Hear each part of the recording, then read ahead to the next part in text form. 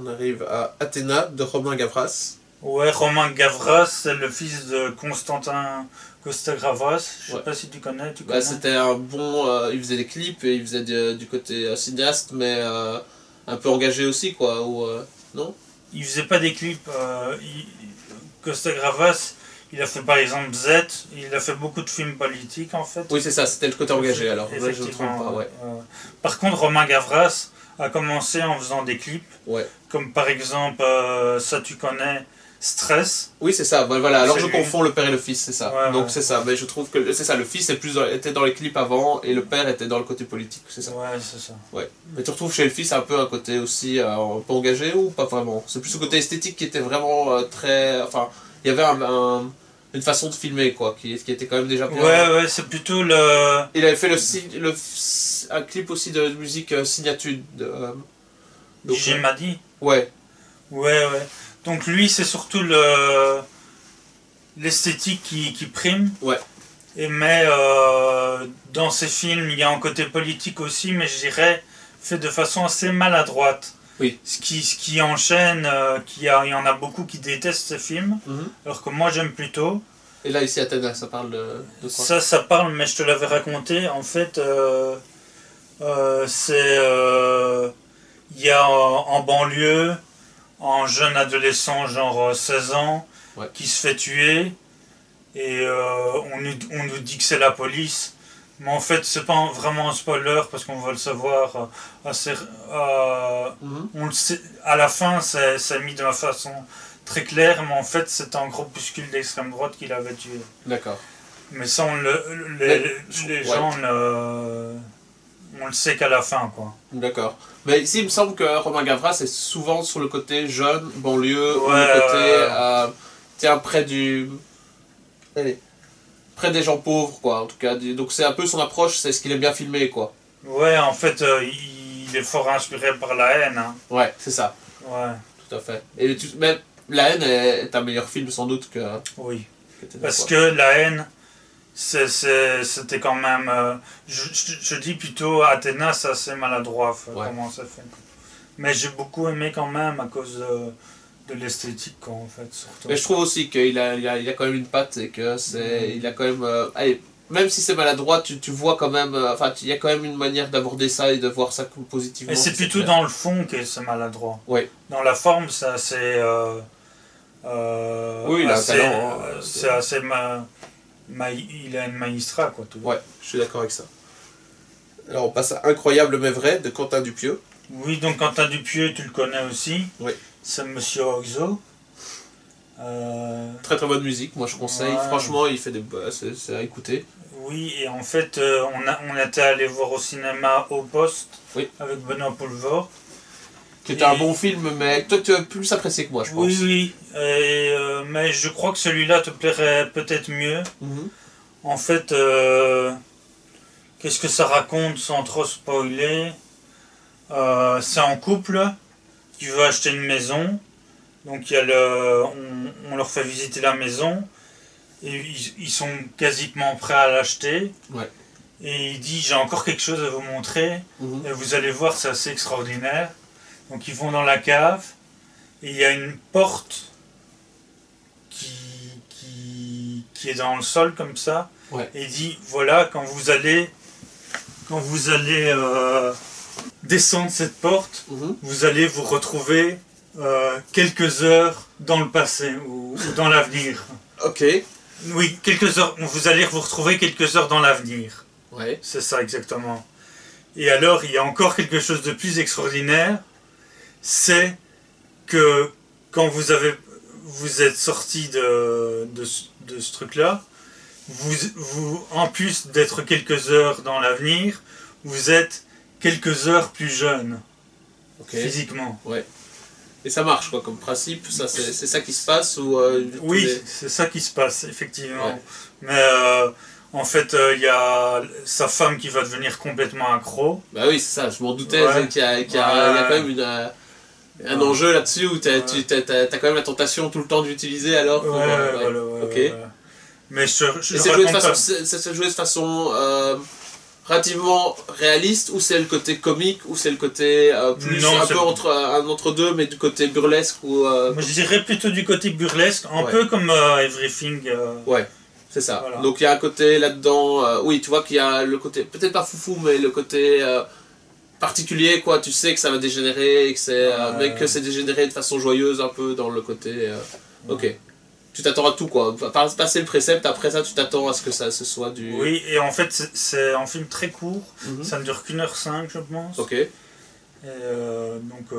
Et plutôt bon, donc, au total, t'as bien aimé, ou c'était... il y avait des limites dans la surprise et le... Peut-être que l'histoire est en... Je trouvais que le film était bien, mais que c'était un peu court, quoi, tu vois. Mais j'avais trouvé quand même, si on fait le rapprochement... ça m'intéresserait de le voir aussi, mais que dans Au Poste, il y avait un manque de savoir comment finir le film. Moi, c'est ce que j'avais trouvé. Donc, ou que, passer la bonne idée du début, qu'il y avait une sorte de... créativement, quoi, qu'il y avait... de la créativité, il y avait peut-être un manque, quoi, sur la fin. Donc, là-dessus, c'est peut-être pour ça qu'il a fait un film court, quoi, pour rester sur son idée et ne pas se trop tarder dessus, quoi. Peut-être que c'est un réalisateur qui fait pas des scénarios pour tenir 1h30, 2 heures, ou qui a pris le parti de faire du comme ça, quoi. Ouais. Donc je sais pas si c'est peut-être pour ça que c'est réajusté comme ça, quoi. Mais bon. À mon avis, tu aimerais peut-être mieux qu'Au Poste, quoi. Peut-être bien. Ok. On arrive à The Green Knight de David Lowery. Oui, donc David Lowery, j'avais vu qu'un seul film de lui, qui était aussi en biopic, avec Robert Redford, qui jouait en mec aux États-Unis, je crois. Le mec, je sais plus exactement c'était quoi l'histoire, mais il avait un record de celui qui avait fait le plus de braquages, ou celui qui s'était évadé le plus de fois, un truc comme ça. Ouais. Un truc comme ça. Et c'est un film assez classique dans sa réalisation. Et ça, The Green Knight, c'est un film fantastique. Oui. Est-ce que c'est par rapport à la légende arthurienne ou pas vraiment? Oui, mais en fait, c'est le neveu d'Arthur. Ok, il me semblait bien qu'il y avait... Ouais. Et mais je te dis... Donc moi j'ai aimé, mais je crois que comme c'est un film assez lent, il y a des gens qui pourraient se faire chier, quoi, en fait. Ok, mais c'est quand même dans le côté fantastique, et dans le... Moi ça m'intrigue quand même comme film. À un moment il y a une scène avec des géants, des trucs comme ça. Ouais, et quoi, c'est pas un film spécialement d'action, c'est plus une sorte de quête ou de... Mais en fait, pour raconter un peu sans spoiler, au début du film, il y a un chevalier vert qui arrive dans un dîner où il y a Arthur et tout le monde, et il met au défi quelqu'un de le blesser ou de le tuer. Ouais. Et en fait, le neveu qui n'a jamais rien fait de sa vie, il va lui couper la tête, et le chevalier il va repartir avec sa tête comme ça. Et en fait, oui, mais en fait il a dit, dans un an tu dois venir me retrouver dans mon château. Et en fait le film, ça dure, le gros du film c'est son voyage pour aller là-bas. Ouais. Et en fait aussi, ça m'a un petit peu gêné quand même, à la fin, après le générique, il y a une scène, ça m'a fait penser à genre à du Marvel ou quoi. Mais sinon, en vue d'une suite, quoi. Non, pas nécessairement, mais je trouve que le procédé fait un peu Marvel, quoi. Un peu comme dans, je crois que tu l'as pas vu, Matrix Resurrection. J'ai pas vu jusqu'au bout, j'ai vu le début et voilà. Okay. Mais sinon, c'est nettement meilleur que du Marvel pour moi. Oui. Là, je vais essayer de le regarder quand même, celui-là. Ça m'intéresse. Alors, on arrive à Sans filtre de Ruben Östlund. Tu sais ce que c'est? Sur l'industrie du tabac? La Palme d'Or. Ah oui. Ouais. Alors non, je suis pas sûr. Ouais, donc en fait, c'est sur au début, en couple de mannequins. Ouais. La fille est influenceuse sur Instagram, enfin sur les réseaux sociaux. Ce côté filtre Instagram, ouais. Ouais. Et donc c'est un film en 3 parties. Première partie, c'est avant d'aller sur un bateau, qu'en fait on va leur payer une croisière gratis. Deuxième partie, c'est sur le bateau. Et sans spoiler, il y a une scène où tout le monde dégueule, quoi. Okay. C'est impressionnante, quoi. Ouais. Ah, c'est pas la critique des riches, là, avec ça? Non. En fait, oui, ça a été présenté comme ça, mais je trouve que c'est pas si critique des riches que ça. Non, c'est ça, c'est ce que le réalisateur disait d'ailleurs, je pense, que c'était pas, qu'il fallait pas le prendre, enfin, que c'est pas spécialement son objectif, enfin, c'était pas un but aussi si grand que ça, quoi. Mais que ça a été vu comme ça, mais voilà, oui. Oui, et la troisième partie, ça se retrouve où ils sont sur une île, les survivants du bateau, quoi. Ouais. Et ça m'a fait penser, je suis pas en train de te dire que c'est pourri, mais un peu, à la plage. Ouais. Donc je t'en dirai pas plus, mais... Non, d'accord. Mais pour moi, c'est un bon film, mais peut-être... Oui, peut-être que la troisième partie est la plus faible. La plus faible, ouais. Ils auraient pu, avec deux mieux développés ou quoi. À la limite, il aurait pu faire son Quentin Dupieux, arrêter quand ils vomissent tous, quoi. C'est ça. Et laisser les gens en penser ce qu'ils veulent sur ça, quoi. Ok. D'accord. Mais globalement, tu as aimé sur la totalité. Tu trouves que c'est légitime comme Palme d'Or ou que c'est vraiment très particulier et que on a tout à fait le droit de ne pas aimer on a le droit de ne pas aimer. Ok. On arrive à Rien à foutre de Emmanuel Mar et Julie Lecoustre. Oui, donc ça c'est le deuxième film de la liste avec Adèle, avec Zarkopoulos. Trop bonasse. Et donc là c'est le film, donc t'en as entendu parler, hein, c'est le film où elle joue une hôtesse de l'air. Oui, oui, oui, tout à fait, par le sujet en fait. Donc c'est, sans le citer explicitement, c'est quand même une description du travail sur Ryanair et du côté low cost à tous les niveaux, même pour les employés de comment, donc un peu pas maltraité, mais en tout cas mis comme éjectable et pas très important des gens qui travaillent pour des compagnies aériennes comme ça, quoi. Surtout dans sa première partie. Ouais. Dans sa deuxième partie, en fait, elle est obligée d'être en arrêt de travail. Donc je dis pas exactement pourquoi. Et elle retourne dans sa famille. En fait, ils font face au deuil de la mère, quoi. Ouais. Et vers la fin, moi c'est une scène qui m'a marqué parce que elle fait un entretien d'embauche pour travailler cette fois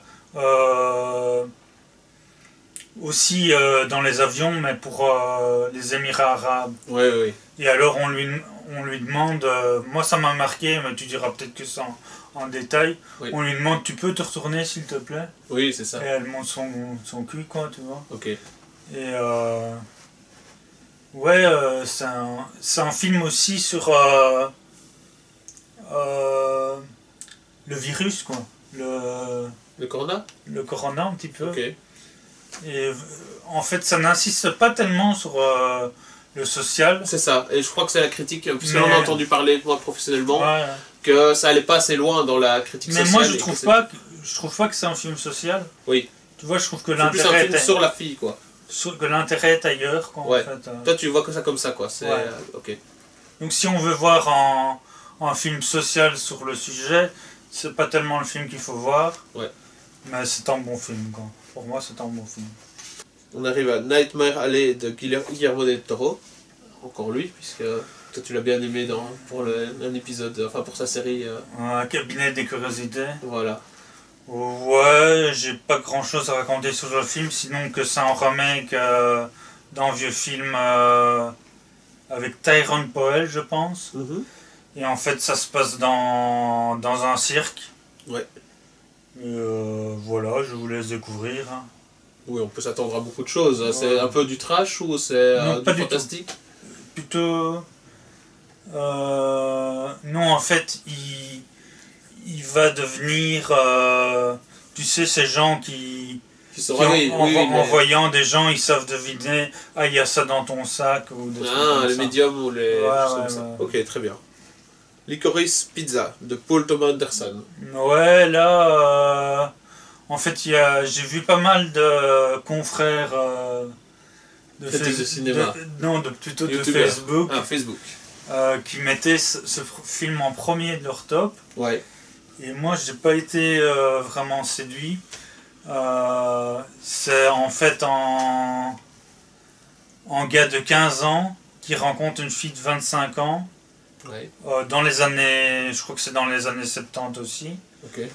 Et en fait, il l'impressionne parce qu'en fait, il est déjà acteur. Ouais.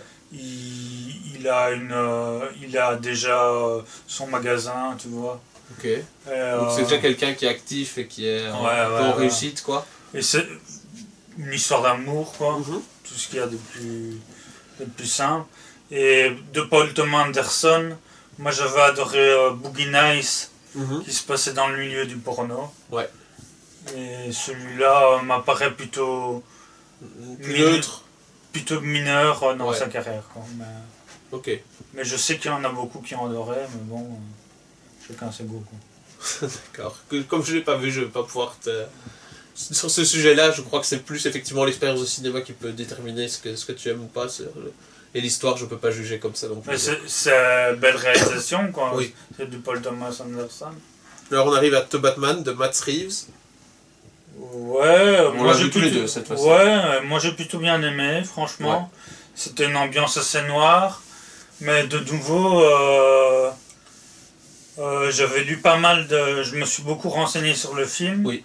Et Matt Reeves, donc le réalisateur, disait qu'il s'était inspiré de Chinatown, de French Connection, de plein de films comme ça. Et je me dis, ça va pas à la cheville de non, là on est d'accord. Par contre, je trouvais que pour un énième remake de Batman, enfin de remise à zéro à Batman, je trouvais que c'était un bon premier film et que ça pouvait laisser de meilleurs films après, mais qu'il y avait quand même quelques critiques à mettre dedans. C'est peut-être sur la relation Batman-Batwoman. Non, pas Batman, Catwoman. Que c'était pas mauvais, mais que le personnage de Catwoman était pas fantastique quand même sur certains aspects. Et que, plus grosse critique par contre, le grand méchant, quoi. Donc c'est le mystère, hein, c'est bien ça? Oui. Qui est quand même pour moi l'opposant principal. La fin en fait n'était pas satisfaisante et qu'on ne laissait pas assez de scènes à l'homme mystère, quoi. Donc l'acteur je l'aime beaucoup, donc Paul Dano. Paul Dano. Paul Dano. Voilà, je trouve que c'est un très très bon acteur, meilleur sans doute que ceux qui jouent les rôles principaux, mais qui n'est pas forcément utilisé aller comme acteur principal justement. Je justifie pas, je demande pas ça, mais que en tant qu'opposant là-dedans, je pense qu'il aurait eu plus, comparé au Pingouin par exemple qu'on voit pas mal dans le film. Je pense qu'on aurait pu avoir plus de meilleures répliques et plus de scènes en tout cas avec Paul Dano. Et que la fin à ce niveau-là était un peu trop... peut-être justement un message social actuel, quoi. Un peu contre les... Alors que je trouve le personnage vraiment intéressant et que, toi, par exemple, des personnages comme ça, on les a bien... Dans le film Joker... oui, c'est ça. Ça a été des personnages comme ça, assez déprimés, avec des histoires tragiques et des choses comme ça, ça peut être vraiment bien manié. Ici, c'est à demi-fait, quoi. Que c'est assez pour être intriguant et intéressant, mais pas assez bien traité sur la fin, sur la deuxième moitié ou sur la résolution pour qu'on puisse dire que le personnage a été vraiment satisfaisant dans le film. Ouais, donc, mais bon, pour moi il y a quand même quelque chose de positif, c'est quand même en film, rien que par sa photographie, qui a une ambition artistique. Ça, je suis d'accord. Tandis qu'on a vu la même année un autre film d'essai, Black Adam, qui est un gros blockbuster, et qui a aucune ambition artistique. Donc c'est quand même bien qu'il existe en The Batman. Ah mais je suis d'accord, j'ai trouvé que le film globalement était positif et qu'il c'était une bonne, c'était en course pour faire une bonne série Batman s'ils en sont capables. Que ça mettait bien, l'univers Batman était respecté et était intéressant dedans, je trouve par contre. Et c'était les angles qui étaient pris étaient plutôt bien faits. Mais voilà, pas un film parfait non plus et pas le film super-héros qui nous met...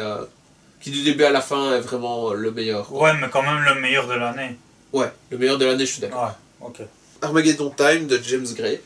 Là, de nouveau, c'est un peu en film presque autobiographique, mais pas tout à fait. Un peu comme Licorice Pizza, mais pour moi qui est mieux fait. Et là, c'est pas avec des ados et jeunes adultes, c'est avec un enfant. Ouais. Mais proche quand même de l'adolescence. Je sais pas si s'il est adolescent, c'est quand même... Très jeune alors. Ouais. Et en fait, moi ce qui m'a beaucoup touché, c'est la relation avec le grand-père qui est joué par Anthony Hopkins. Ok, et quel est un peu l'enjeu de... Enfin, quel est le... En fait... C'est à quelle époque et quel contexte? Oui, ça se passe juste avant que Reagan soit élu. Ouais. Et c'est pour ça que ça s'appelle Armageddon Time, parce que les parents croient que Reagan va faire sauter la boule, quoi. Ouais, qu'il va utiliser le nucléaire, ou qu'il va y avoir vraiment quelque chose de majeur à cause du fait que... Un peu comme maintenant, on voit les catastrophistes avec Trump, qu'il y a eu avec Trump, ou à l'inverse, sur d'autres choses, quoi. À chaque élection américaine, il y a le côté, si un tel gagne, c'est la fin du monde, quoi. Oui, il y a aussi ce qui est intéressant, c'est qu'en fait, il a en hobby de faire des dessins, et ses parents ne veulent pas qu'il fasse ça, qu'il fasse artiste plus tard, en disant qu'il va mourir de faim toute sa vie, et en fait, il va vraiment devenir artiste, quoi. Et il va vraiment mourir de faim toute sa vie? Non. Non, mais voilà. Non, ça a l'air pas mal. Ouais. Et les acteurs, donc c'est un gosse qui joue ça, et Anthony Hopkins joue son grand-père. Ouais, c'est ça. La mère, c'est un Hathaway. Ouais. Et le père, c'est un des acteurs de Succession que tu connais pas, Jeremy Strong. Alors, Peter Van Kant, de François Ozon. Oui, nous on aime bien plutôt François Ozon. Hein. Ouais. Moi j'en attends plus sur... Enfin, disons, vu son excellent premier film, vraiment très très bon premier film, j'en attends beaucoup, mais même encore maintenant, parce que je trouve pas qu'il a perdu complètement son angle vraiment unique de comment mettre en scène les gens, et de comment faire les relations humaines et les situations, les discussions et tout ça, mais que pour moi il n'a pas réédité quelque chose d'aussi frappant que son premier film depuis, même s'il a fait plutôt des films assez bons, quoi. Ouais, par exemple, Jeune et Jolie. Jeune et Jolie, même dans des films un peu plus... pas consensuels, mais plus de genre spécifique. Celui où il y a un meurtre, c'est avec toutes les grandes actrices françaises qui sont dedans. Oui, femmes. Voilà, des films comme ça qui sont un peu plus oubliables. Je trouvais qu'il y avait quand même un côté plaisant même à regarder ces films-là qui sont moins ambitieux scénaristiquement, mais qui sont, je trouve, il y a une manière de mettre les actrices et les acteurs dans le film qui sont intéressants, quoi. Donc voilà, il a quand même une patte, et là-dessus, même si c'est juste pour l'esthétique ou le côté mise en scène, j'aime déjà beaucoup François Ozon. Oui, et là c'est un film fort esthétique. Ouais. La photo est de Manu Dacos, qui est belge, qui a fait beaucoup de films esthétiques. Ouais. Et là, en fait, c'est un remake d'un réalisateur allemand des années 70 qui s'appelle Fassbinder. Ouais. Qui s'appelait Les larmes amères de Petra Van Kant. Ok. Et donc là, en fait, c'était en... Enfin, Fassbinder est homosexuel aussi. Ça a du sens, puisque Ozon est homosexuel aussi. Mais là, Petra Van Kant, donc c'était une femme avec un jeune homme, et là, c'est Peter Van Kant avec un jeune homme. Et en fait, il est réalisateur de cinéma. Et donc le jeune homme va devenir son acteur. Ils vont avoir une histoire d'amour. Enfin, amour ou un peu je me mets avec pour réussir ma carrière, quoi. Okay. Oui, c'est ça. On ne sait pas la motivation du jeune à 100%. Et voilà, et la suite se regarde. Ok. Et tu trouves que le film, c'est plus un scénario qui importe au réalisateur, mais qu'il arrive à le transmettre en partie, mais que voilà, tu vois que c'est son axe à lui, un peu son dada, et que ça rend le film intéressant, mais avec des limites, ou est-ce que c'est vraiment regardable, allez, le message du film hors côté spécifique du réalisateur, qu'il est vraiment intéressant par le scénario, par tous les aspects, quoi. Ou est-ce que c'est le côté esthétique qui reste le plus intéressant, quoi. Le côté esthétique et le côté acteur, parce que c'est un beau mélodrame, quoi. Il fait la part belle aux acteurs, comme souvent. Oui. Et donc voilà. Et tu trouves que ça fait partie de ces bons films, ou c'est dans le même genre que ces bons films? En fait, j'avais un peu été déçu par son précédent film. Ouais. Tout s'est bien passé, c'était avec André Dussolier. Donc ça, d'après une histoire vraie, qui en fait, André Dussolier veut mourir, alors qu'il n'y a pas de raison qu'il meure, quoi. Et en fait, ça m'avait moins plu à cause de l'esthétique ouais. qui était assez banale. Ouais. Et en y repensant, je me disais, le sujet n'avait peut-être pas besoin d'avoir une esthétique aussi belle comme dans Peter Van Ken. C'est ça. Tandis qu'ici, ça rentre complètement, puisque c'est une histoire d'amour et que c'est voilà. mettre le côté subjectif et esthétique se justifie, enfin, beaucoup plus à propos, quoi. Ouais, voilà. Ok. Mais tu penses que c'est aussi bon que sitcom ou ça reste non, moins... sitcom reste meilleur. Ok. Decision to Leave de Park Chan-wook. Aussi un beau film point de vue esthétique. Donc Park Chan-wook, c'est un réalisateur sud-coréen. Ouais. Son film le plus connu, je crois que c'est Old Boy. Ouais. Que toi... Non, tu m'en as parlé. J'ai lu le manga et je trouvais le manga absurde, en fait, par certains points, et pas si intéressant que ça. Mais le film est différent et est apprécié par beaucoup de monde. Donc je crois qu'effectivement, le film vaut la peine. Et tôt ou tard, je regarderai le film, je pense, pour vérifier si c'est bien vraiment beaucoup mieux que le manga, quoi. Ouais, donc en fait, il y en a beaucoup qui... Il y a eu 2 références pour le film dans ceux qui en pensaient. Vertigo et Basic Instinct. Ok. Mais Basic Instinct, c'est pas du tout un film un peu provocateur sexuellement. Donc pour moi, c'est pas très à propos, mais il y a juste le fait qu'en fait c'est un policier qui enquête sur une jeune femme. Et cette jeune femme a sans doute payé quelqu'un, a sans doute tué quelqu'un, excuse-moi. Et le policier va tomber amoureux de la femme. Et en fait, comme Vertigo, quand le policier va se dire j'ai été piégé par elle, en fait... Vertigo, je pense que je l'ai vu également. En fait, on se rend compte que elle n'a pas du... alors qu'on pouvait le croire, n'a pas du tout manipulé le mec, mais qu'en fait elle était vraiment amoureuse de lui. Ok, ça c'est... Ouais, pareil, ok. Et ça finit assez tragiquement, enfin ça vous verrez le film si vous avez envie. Ouais, et tu trouves que c'est trop proche peut-être des scénarios des deux qu'on vient de dire, ou que c'est un peu un mélange, ou que c'est vraiment propre et que ça a dû... Mais je te dis, point de vue... je trouve, malgré qu'il y a un truc dans l'histoire qui se rapproche un peu de Basic Instinct... C'est plus proche de Vertigo. C'est plus proche de Vertigo, ouais. Mais il y a assez de personnalité dans le réalisateur et dans la façon de filmer, ou quoi, pour que ce soit un film vraiment qui vaut la peine pour indépendamment. Oui. C'est pas complètement la même histoire, quoi. Ouais. Mais on voit qu'il a été influencé, quoi. On arrive à The Northman de Robert Eggers. Qui là par contre, même si je ne l'ai pas vu, parce que c'est un film que je ne saurais pas voir avec d'autres personnes dans mon entourage, mais je pense que c'est un film qui m'intéresse par contre énormément, quoi, autant sur les acteurs, je pense c'était ambitieux sur les acteurs, et surtout sur le sujet et le traitement de l'histoire, quoi. Qu'est-ce que tu peux nous raconter, ce que tu en as pensé?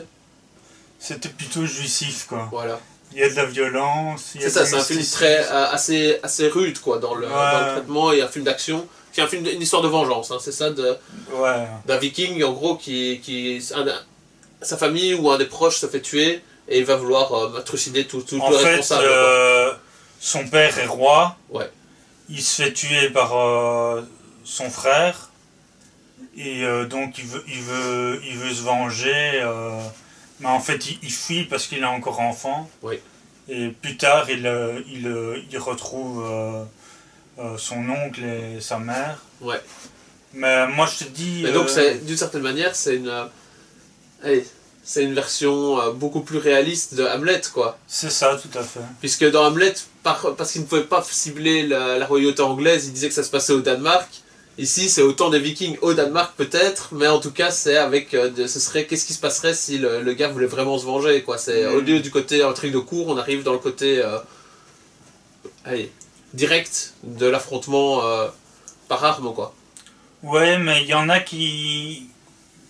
Donc comme je te dis, j'ai trouvé ça jouissif. Et il y a certaines personnes qui n'ont pas aimé parce qu'ils trouvaient que c'était un peu trop outrancier. Par exemple, Nicole Kidman qui dit « baise-moi », des trucs comme ça. Peut-être trop...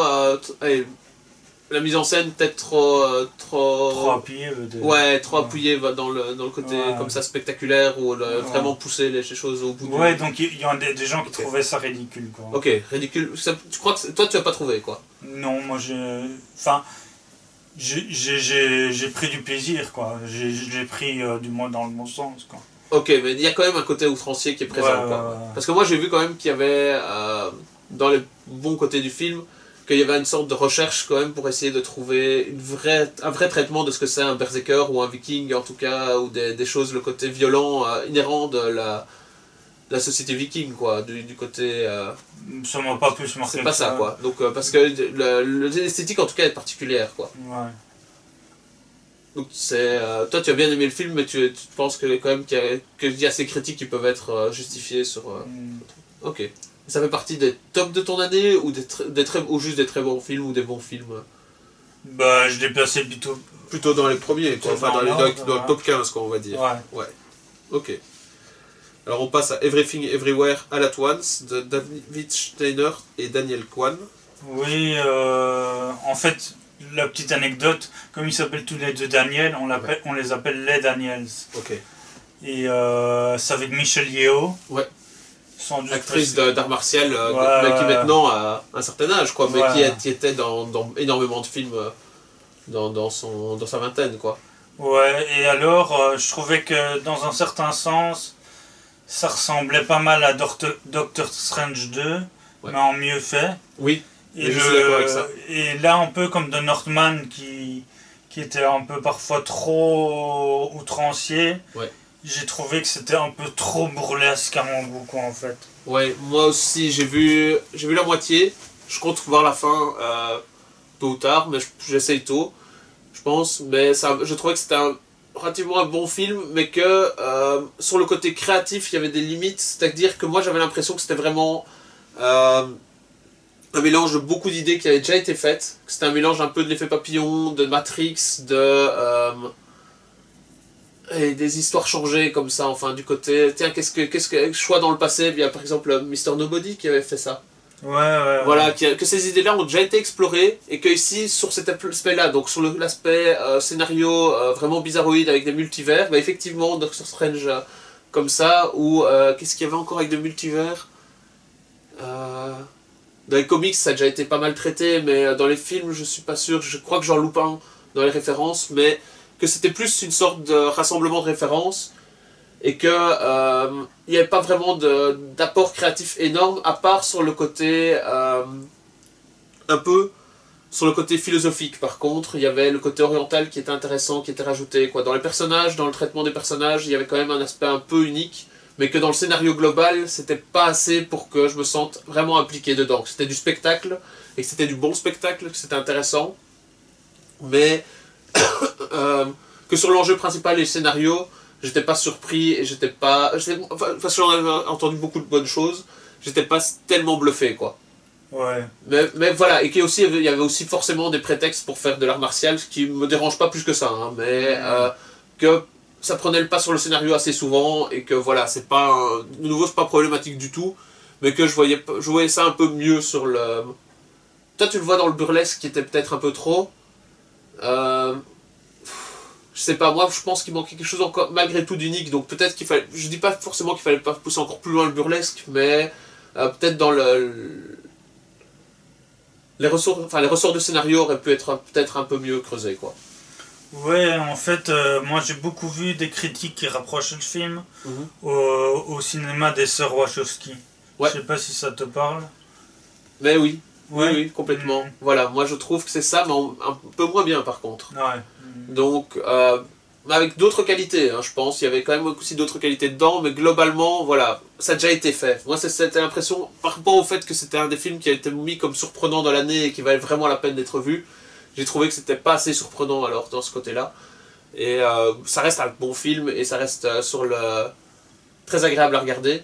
Mais peut-être pas, c'est pas, pour moi, pas partie des grands films, quoi. Ouais. Mais on regrette pas de le regarder, ça c'est sûr. Ouais. Quoi.